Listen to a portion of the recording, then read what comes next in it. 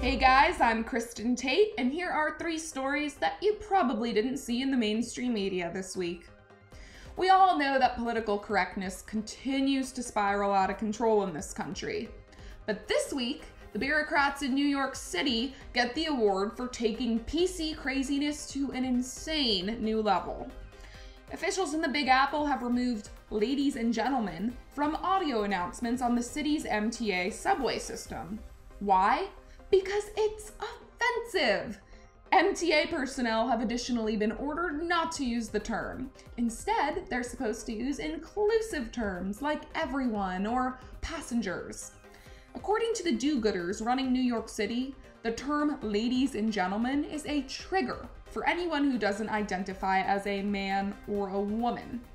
Now, if you think the city won't be enforcing these new rules, think again.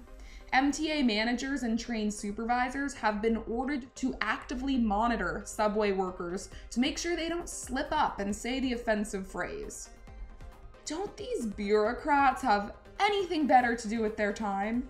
There isn't evidence of even one person actually being offended by the term "ladies and gentlemen." But that didn't stop them from creating these new rules anyways. This is just the latest in a national trend. When will the madness end? I mean, our society has become so obsessed with inclusion that we now have taxpayer-subsidized city workers tasked with being the PC police to look out for anyone who might unknowingly offend people by saying the term "ladies and gentlemen."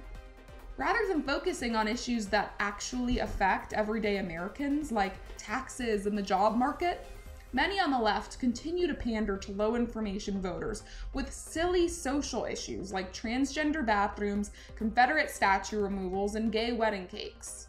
These new MTA rules are just the latest example of a well-meaning measure to promote political correctness that does nothing but waste taxpayer dollars and distract from the pressing issues affecting millions of New Yorkers every day. Gun violence continues to plague the city of Chicago, but the mainstream media never wants to talk about it. Last weekend, at least 18 shootings occurred in the Windy City. 2 men were killed and at least 16 more people were wounded. The weekend before that, 5 people were killed and 24 more were wounded in city shootings. Now, the left continues to ignore this tragic carnage because it doesn't fit their narrative. Chicago is home to some of the strictest gun laws in the US, yet it still continues to be plagued with deadly shootings. These shootings often happen in broad daylight, and they show that stricter gun laws don't always lead to fewer shootings. After several tragic mass shootings in the US, like the most recent one that occurred in a Texas church, the left frequently demands more gun control. But politics and emotion must be put aside to objectively assess the effectiveness of strict gun laws. And the data overwhelmingly suggests that stricter gun control doesn't yield lower crime. This is clear when you compare Houston and Chicago. Houston and Chicago are America's 3rd and 4th most populous cities and are home to nearly identical demographics and populations. Both cities struggle with drugs and human trafficking. Yet in 2016, there were only 302 murders in Houston, fewer than half of Chicago's 762 murders.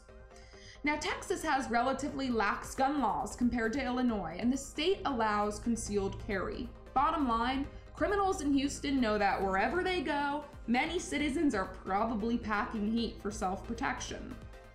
Now, admittedly, gun control advocates do have good intentions, but ultimately, good intentions don't always yield positive results. How many more people need to die in Chicago before these well-meaning legislators recognize the hard data? Now, I thought I would end today's show with a story that's particularly unusual, even in the current news cycle. A white Florida man named Jadu says that he identifies as Filipino. According to Jadu, who was born with the name Adam, he's part of a growing group of people who identify as transracial. Now, transracial refers to someone who is born with one race but who identifies as another. Jadu says he grew up enjoying Filipino food, culture and events. He says he feels like he's in his own skin when he's immersed in Filipino culture. Now, I bet you haven't heard of this guy. And that's because the mainstream media is avoiding this story at all costs because they don't know how to react to it.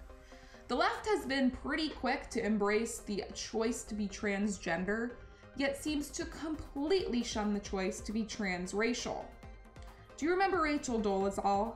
She was a white woman living in Washington state who came under intense scrutiny when she was revealed as being transracial. For years, Dolezal had fooled people into thinking she was a black woman. She tanned her skin, she permed her hair, she even led the local NAACP group as its president.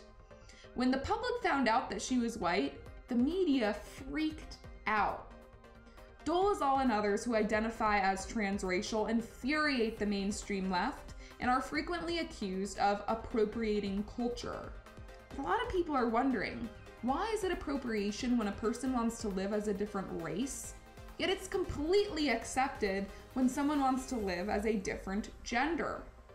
It could actually be argued that it makes more sense to identify with different races because races are, intertwined and associated with a lot of cultural aspects of life, like food, music, and traditions, things that can be enjoyed by almost anyone.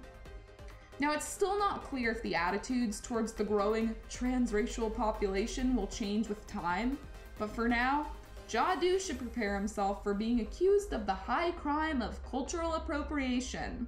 If he gets treated similar to how Rachel Dolezal did, it won't be a pleasant ride for Jadu.